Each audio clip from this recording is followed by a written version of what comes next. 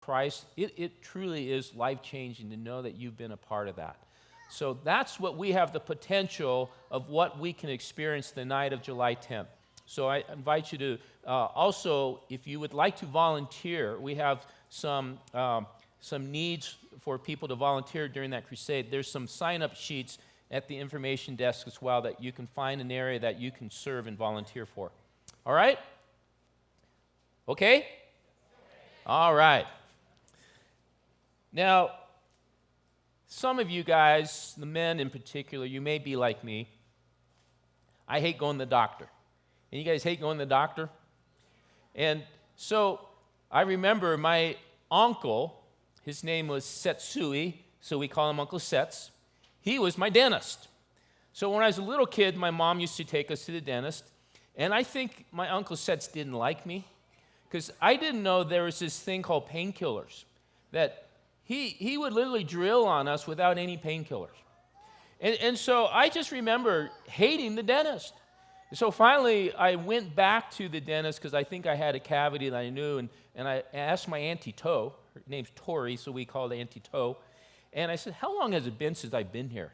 She looked at my records, and she goes, it's been 13 years, Kirk.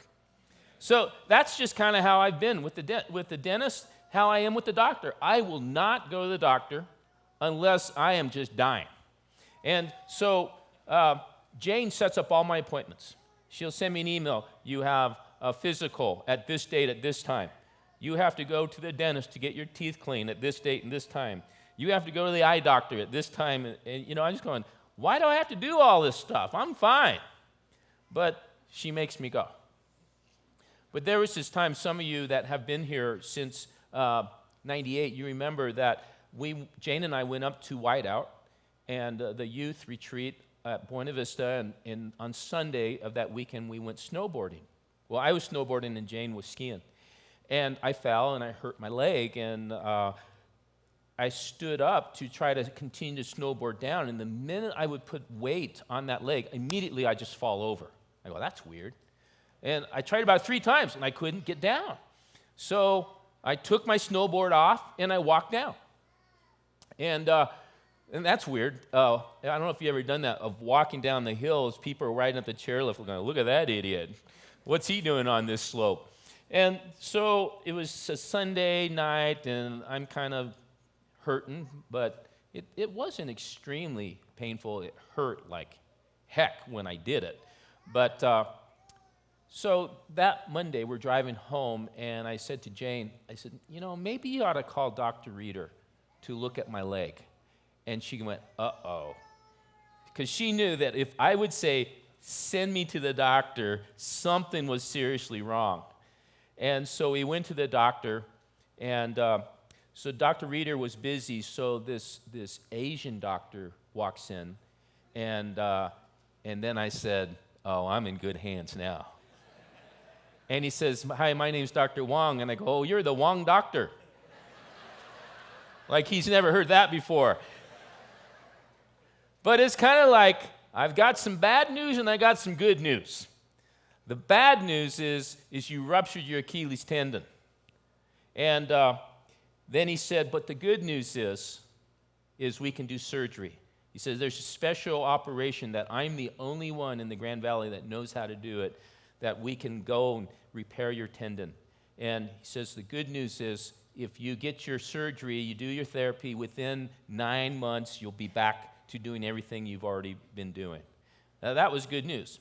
So what if I went to a doctor, though, and he says, well, I got some good news and I got some bad news, but we'll just ignore the bad news. And, when we go to the doctor, we want to hear it all, don't we? Because we can't really fix the problem if we don't know what is really ailing us. So the reason I needed surgery is they had to get to the root problem of my ruptured Achilles. They had to repair it so that it could heal. If they would have left it alone and maybe, well, just put some ice on it, put your leg up for a couple of days, maybe it'll get better, it would never have gotten better. And I think in our culture, we are a culture that is filled with this necessity to only hear good news, because I think we get inundated by the media of nothing but bad news. And we like to hear good news. So there's these guys that really literally are making thousands and thousands of dollars by doing seminars around the country of these kind of positive thinking kind of seminars. And so I looked up this one guy. His name is Ramez Sassoon. And I've done a survey, both services. In both services, nobody had heard of the dude. Anyone heard of Ramez Sassoon? You have? Oh, okay, he was here last service.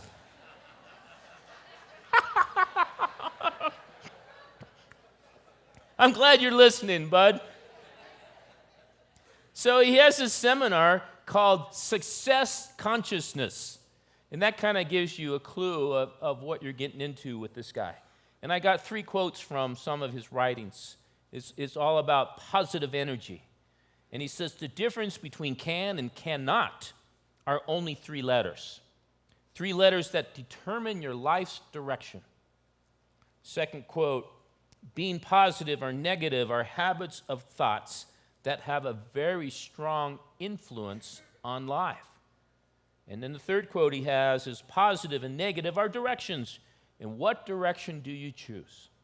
So it's kind of like if we would set our positive energy in the right direction, then we would have the positive consequences of making those positive choices with that positive energy. But when you read the gospel, as we've been going through the book of Romans, in particular the first 3 chapters that we've been looking at here, some of you may be thinking, all he's talking about is sin. When are we going to get to the love stuff? And what Paul is doing is he's setting the foundation to help us to see that all of us are included in this list of people that have fallen from the plan of God to have relationship with him. So you guys, the kids that have your little packets of stuff you can, little exercises you can do with them, you'll see there's one of them has all these words going across, and you're supposed to cross out the words that are related to something that we do because of sin, and cross those off, and by the end of the service, we'll come to what you should end up with when you are done with that puzzle. Okay, so I want you guys to start working on that, and we'll see how well you do at the end of the service, all right? Okay, so we need to look at this issue of sin to really understand it clearly. First and foremost, we're going to start at Romans 3, verse 9. And it says, what shall we conclude then? Are we any better?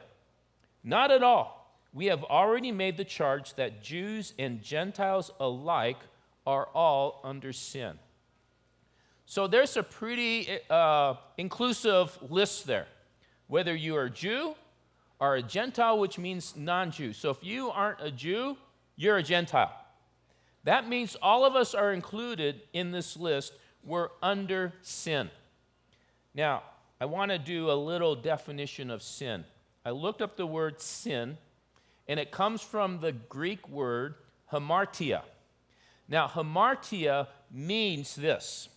It says, missing the true end and scope of our lives, which is God. We have missed the target in our relationship with God. So many of you have commonly heard that sin, the definition of sin is missing the mark. So if I had a target at the end of the stage there, and I walked over the other end, and I had a bow and arrow, and I put the arrow in the notch, and I pull back, and I shoot, I would miss the target. That is hamartia. We have missed the target of the way God created us to have relationship with him. And so through our rebellion and our moving away from God, we become isolated and alienated from God. That's missing the mark. That's hamartia. Now, from hamartia comes the word hamartano. What that is, so just look at it this way. Hamartia is sin with the capital S, and it's a condition of our heart. Hamartano are the little sins that we commit because of the brokenness and how our hearts have been stained and tarnished by missing the mark of our relationship with God.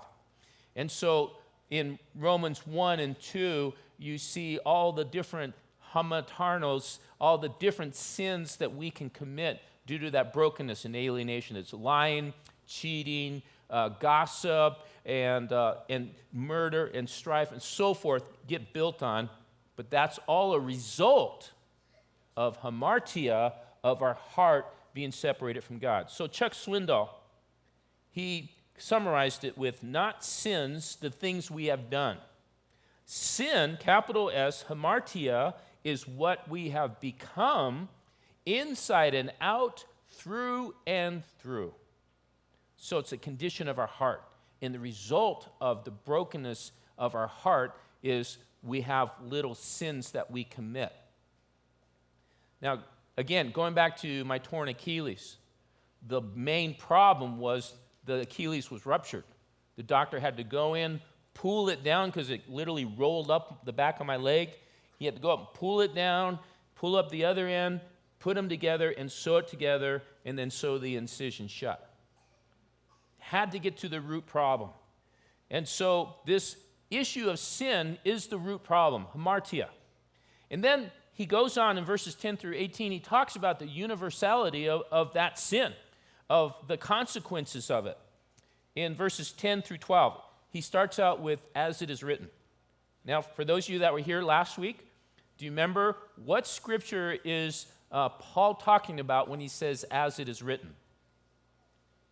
Anyone here last week? Someone say something over here? You guys would flunk the class. It's the Old Testament. Did you say the Old Testament? Thank you. So he's quoting from the Old Testament, verses 10 through 18. Every one of these verses are a quote from a verse in the Old Testament. So he says, there is no one righteous, not even one. There is no one who understands, no one who seeks God. All have turned away. That's the hamartia. They have together become worthless. There is no one who does good, not even one. And that comes from Psalm 14, 1 through 3. Then in verse 13, Romans 3, their throats are open graves, their tongues practice deceit. And that's from Psalm 5, 9. The second part of verse 13, the poison of vipers is on their lips, Psalm 143. Verse 14, their mouths are full of cursing and bitterness, Psalm 10:7. It's interesting. Because of the sin, hamartia, in our hearts, he's talking about what comes out of our lips is a result of what is in our hearts. And so actually the whole act of cursing and so forth is really what's going on, and there's something not right in our hearts. And I've said this before, and I really do believe this. If you want to learn what's really in the heart of another guy, is go play golf together. In all seriousness, because I believe that game was designed and created by the enemy, Satan. Because you just can't master the game. No matter how hard you try, you don't get any better because it's just too hard. And so if you see a guy hits a bad shot and he's cussing and cursing, throwing his clubs, to me, it's indication of something that's not right in their heart. But you see a guy that can laugh at himself and still have a good time, that really does say something about a guy's character. I won't tell you what I do. But then in verse 15 through 17, he says their feet are swift to shed blood. So here we get into the more serious hamartanos, the different sins that are committed. Ruin and misery mark their ways, in the way of peace they do not know. And that's from Isaiah 59, verses 7 through 8. And then he ends with this, and I think this kind of encapsulates and summarizes the condition of sin in our hearts and what happens. He says, there is no fear of God before their eyes, in Psalm 36, 1. So what Paul is doing in the first 3 chapters, he's helping us to understand the reality and the severity of God's wrath and of his judgment of sin. That sin is a universal problem that needs to be dealt with, and all sin is facing God's judgment and his wrath. And so I think what causes us to fall into sin and to do the hamartanos, the little sins, more than anything, is we lose sense of our fear of God. And fear of God is reverence. It's awe. It's respect. Some theologian just says it's just fear. It's fear of God's wrath and his judgment and his holiness. We have lost a sense of that. And in fact, Nehemiah, he talked about how that fear of God, a healthy fear of God, restrained him and kept him in check. In Nehemiah 5, verse 15, listen to this verse.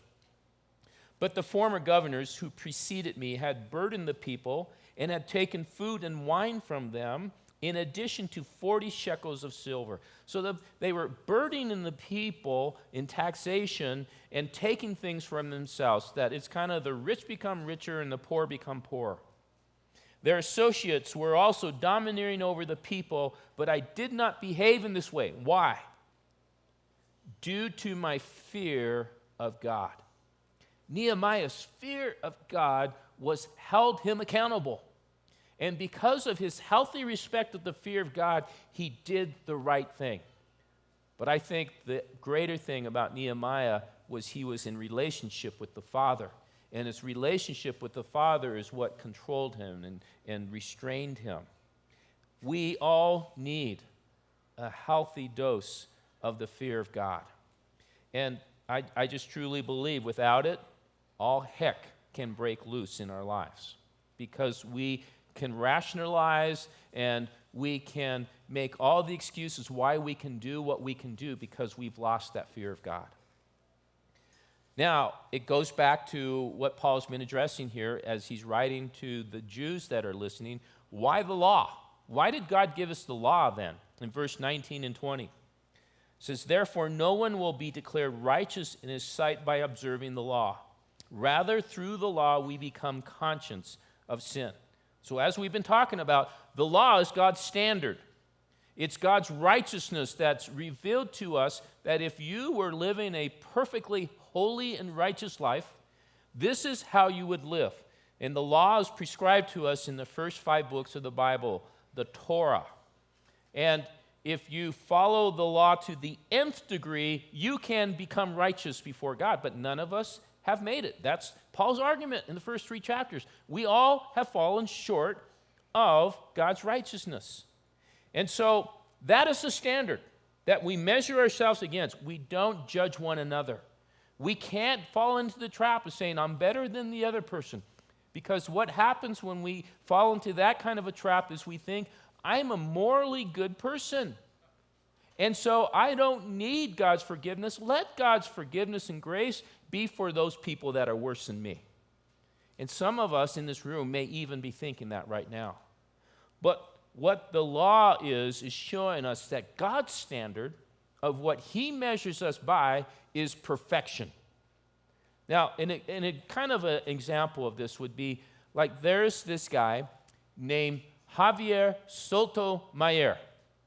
Has anyone heard of him? Well, you were here last service. You've heard of him? He is the world's high jump record holder from Cuba. In 1988, at a track meet, international track meet, he jumped 8 feet and a half inches. And so we actually have a picture of him making that jump right here on the screen. There he is. Javier, amazing, amazing athlete. I think the skinned, shaved head is actually what helps him kind of be streamlined and gliding through the air. Is that the most ridiculous picture you've ever seen? But that's the standard every high jumper is going to measure himself to see if he can break Javier's record. Any high jumper would know that that's the dude you got to beat to become known as the greatest jumper. But according to God, his standard is the law. It's perfection, following the law. And so it's interesting that if you look through history, man has always tried to create their own standards to make them acceptable to God. Any other religion, Hindu, Islam, and Buddhism. It's all about what we can do to get rid of attachments, to get rid of our bad karma, to become acceptable enough that God will receive us into his kingdom. But even Christians, are those who are raised in the church, think that just being raised in the church makes me okay. That, yeah, I'm a Christian, I go to church. But the reality is, the thing that makes us acceptable in God's eyes is not what we do, but it's a response to what God has done for us. And so that, my friends, is the cure for our sin. The cure is God's grace. The cure is 100% effective because it's what God has done for us, not what we do for him. All right? So we see this in verse 21. I want to unpackage what grace looks like here. Verse 21 through 27. But now a righteousness from God apart from law has been made known, to which the law and the prophets testify. So when you read the Old Testament, all of the law and the prophets are all pointing to the coming of the Messiah, of Jesus. And then it says, this righteousness from God comes through faith in Christ, in Jesus Christ, to all who believe. It's merely a matter of reception of God's grace through faith. It says, there is no difference. God's righteousness made available to man, for all have sinned and fall short of the glory of God. There again, Paul's summarizing. We all are sinners. We're all in the same category. But we're justified freely by his grace through the redemption that came by Christ Jesus. God presented him as a sacrifice of atonement, and I'm going to get to that in a sec, through faith in his blood. And to a Jew, this issue of the blood is significant, and we have to understand that. He did this to demonstrate his justice, where we are made just before God, because in his forbearance he had left the sins committed beforehand unpunished. Now, what he's talking about there is the minute Adam and Eve sinned, by God's wrath and his judgment and his holiness, he had every right to just wipe out all humanity and just end the game right there. But he left the sins unfinished so that by his grace, the Messiah could come and alleviate the problem that was created by sin. You see? That's the mystery of the gospel that has been unfolded to us. And then he says, he did it to demonstrate his justice at the present time, when Christ came, so as to be just and the one who justifies those who have faith in Jesus. Not faith in Muhammad, not faith in Buddha, but faith in Jesus Christ alone. And so this righteousness that we're talking about, it's only obtained through accepting. It's a reception of this free gift of grace. And for many people, especially adults, that's a difficult thing for us to understand and even to accept, because we always want to try to earn what we have. And I was raised that way. You work hard to earn everything. There's no free gifts in life. Anyone told that by your parents growing up? And so this whole thing of reception of God's grace, it's just a free gift that we accept, is sometimes hard for us to humble ourselves to receive. But that's merely what the gospel is. So this term means justified. If you commit a crime and you go before the judge and he finds you unjust, you face punishment. There's maybe a penalty you pay. Maybe there's time in prison that you have to serve. Maybe even death. The judge has a right to do that. If you are just, though, and you didn't commit the crime, you should be released and not charged. But all of us have been found guilty, and by God's justice, we all should receive death. We've all fallen short of the glory of God, right? Now, in the gospel is talking about a good picture of what has happened. There's this thing called indentured servants back in that day. And these aren't slaves that were wearing dentures. These are guys that get into debt. And they get into such deep debt that they can't pay who they're indebted to back. Something could have happened in their life. And so they go before the court. The person who owns the debt goes to the judge and says, this person owes me this money and hasn't paid me back. Now, the judge can then either throw them in jail, or that person can be basically sold to someone who buys them as a slave. And that slave is indentured to their master. They work for the master, and that master will start paying back that person's loan to the person they're indebted to. And once that debt is paid by their service that they earn, then they're released and set free. Now, there also can be a wealthy, benevolent person can come into the court, ask the judge, how much do they owe you? They tell him the fine, and the guy goes in his pocket and he goes, okay, here you go. I'm going to pay this man's debt, set him free. That's what God did for us on the cross, is he paid the debt for us. He paid the penalty by what he did for us on the cross. And so that is a picture of the gospel of how we are set free from the penalty of our sin, which is death. And faith, as I said, is the reception of that.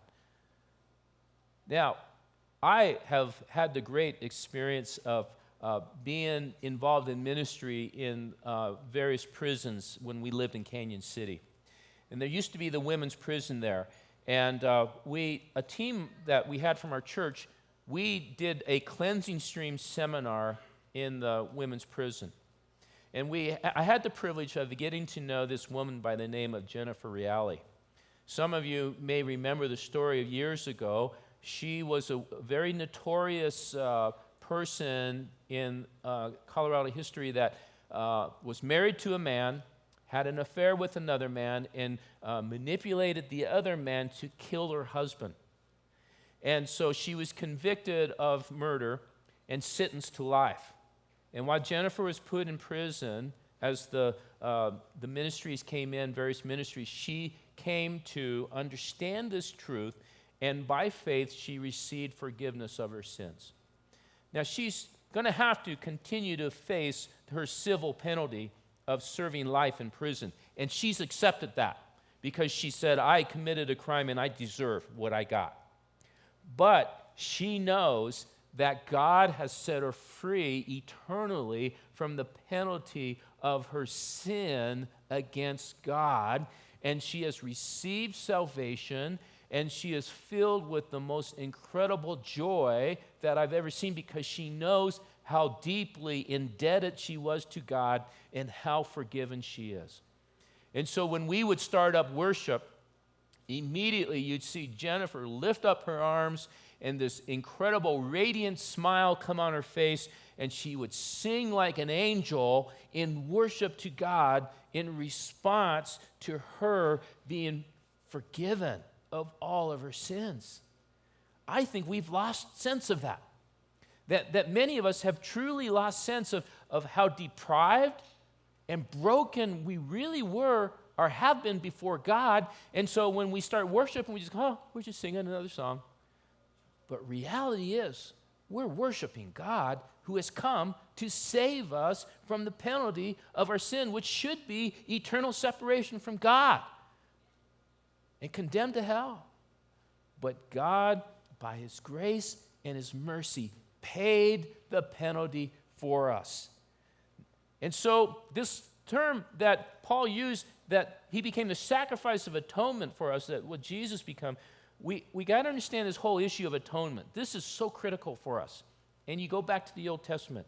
Atonement comes from the Hebrew word kippur. So you may have heard the Jewish people, they have Yom Kippur, a harvest or a festival that they celebrate every year. And this is where animal sacrifice is done for the sins of the people. And this is a picture, a foreshadowing of what Jesus has done for us. So you go back to Levitical law, Leviticus 16. I actually talked about Leviticus 16 last week, where a